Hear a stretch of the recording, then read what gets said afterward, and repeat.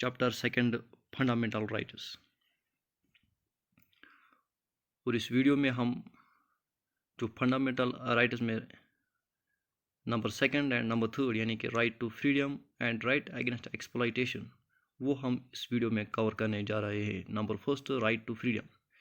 Right to freedom का जिक्र Indian constitution यानी हिंदुस्तान के आईन में आर्टिकल 19 टू आर्टिकल 22 में हुआ है। यानी कि ये जो 19, 20, 21 एंड 22 आर्टिकल है, इनमें राइट टू फ्रीडम का जिक्र हुआ है। आर्टिकल 19 में क्या कहा गया है कि इसमें यहाँ के जितने भी शहरी हैं उनको 6 फ्रीडम्स दी गई है। Number first, freedom of speech and expression, यानी कि ये कुछ भी बोल सकते हैं, कुछ भी इजहार कर सकते हैं, इन पर किसी भी तरह की कोई भी पाबंदी नहीं है। Number second, right to assemble peacefully without arm, यानी कि लोगों को आज़ादी दी गई है कि वो एक जगह जमा हो सकते हैं पीसफुली, लेकिन विदाउट आर्म के बगैर, यानी हथियार वगैरह के बगैर। हम ये भी कह सकते हैं कि इस राइट में क्या है कि लोगों को फ्रीडम दी गई है कि वो पीसफुल प्रोटेस्ट कर सकते हैं। Number third, right to form association और यूनियन, यानी कि लोगों को क्या फ्रीडम दी गई है टू फॉर्म एसोसिएशन और यूनियन, यानी कि कोई भी मसला जो उनको दरपेश हो उसको रिड्रेस करने के लिए, उसको हल करने के लिए वो डिफरेंट एसोसिएशन एंड यूनियन बना सकते हैं। Number fourth, right to move freely through out territory of India, लोगों को आज़ादी दी गई है कि वो हिंदुस्तान के किसी भी कोने में, किसी भी स्टेट या यूनियन टेरिटरी में जा सकते हैं, इनको कोई भी नहीं रोक सकता है।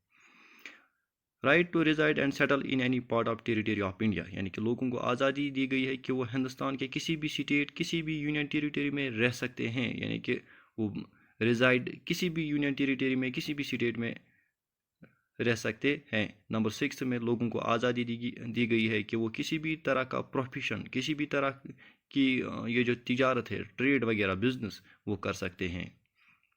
यानी कि आर्टिकल 19 में हमें ये पता चला कि यहाँ के लोगों को 6 फ्रीडम्स दी गई हैं। Number first, freedom of speech and expression. Number second, right to assemble peacefully without arm. Number third, right to form association और union. Number fourth, right to move freely through out territory of India.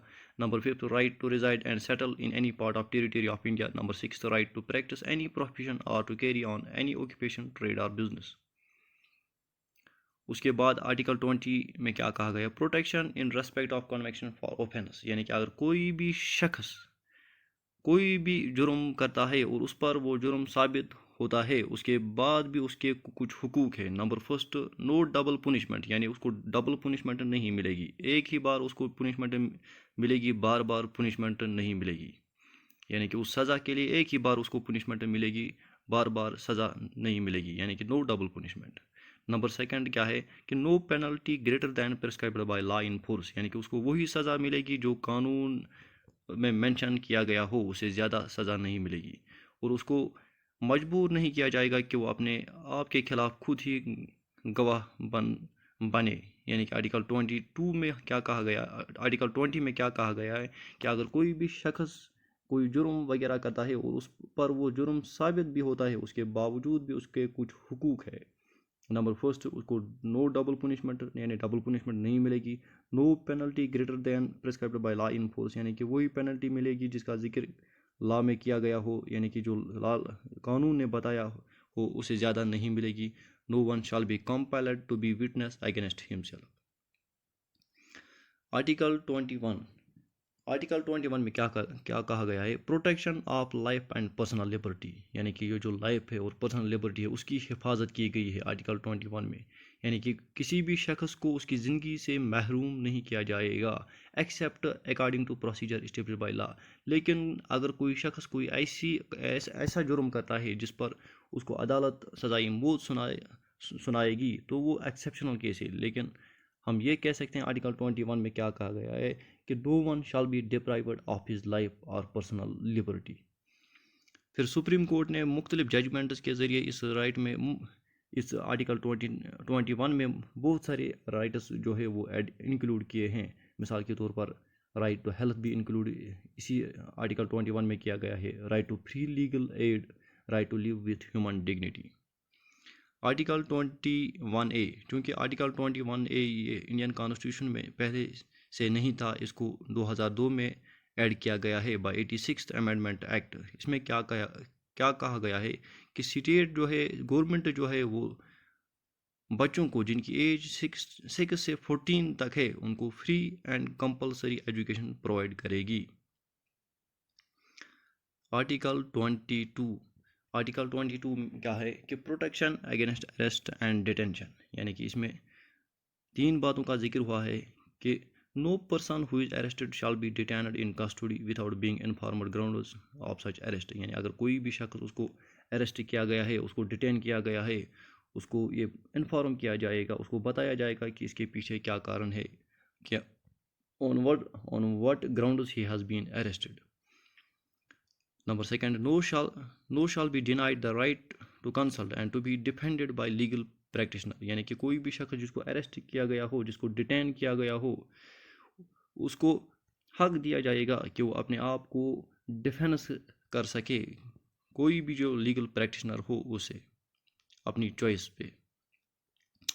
Every person who is arrested or detained will be produced with nearest magistrate within 24 hours، یعنی کوئی بھی شخص جس کو arrest کیا گیا ہو یا ڈیٹین کیا گیا ہو، اس کو نزدیکی مجسٹریٹ کے سامنے 24 گھنٹے کے اندر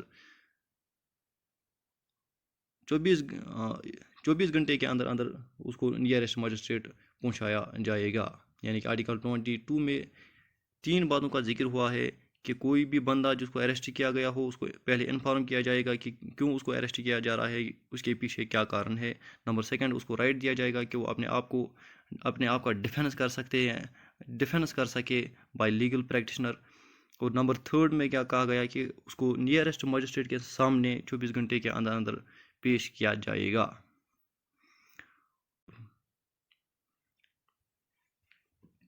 رائٹ اگینسٹ ایکسپلائٹیشن کا ذکر انڈین کانسٹیٹیوشن کے آرٹیکل 23 اینڈ 24 میں ہوا ہے۔ آرٹیکل 23 میں کیا کہا گیا ہے؟ Prohibition of traffic in human being and forced labour, یعنی کہ فورسڈ لیبر جو ہے وہ اس آرٹیکل میں منع کیا گیا ہے، کسی بھی شخص کو زبردستی کسی کام پہ لگانا اور پھر معاوضہ وغیرہ نہیں فراہم کرنا، یہ سب جو ہے اس آرٹیکل 23 میں منع کیا گیا ہے۔ یا ٹریفک ان ہیومن بینگ، کسی شخص کو کوئی لالچ دے کر پھر اس کو غلط کام کے لیے استعمال کرنا، یہ سب چیزیں جو ہے اس آرٹیکل میں منع کی گئی ہے۔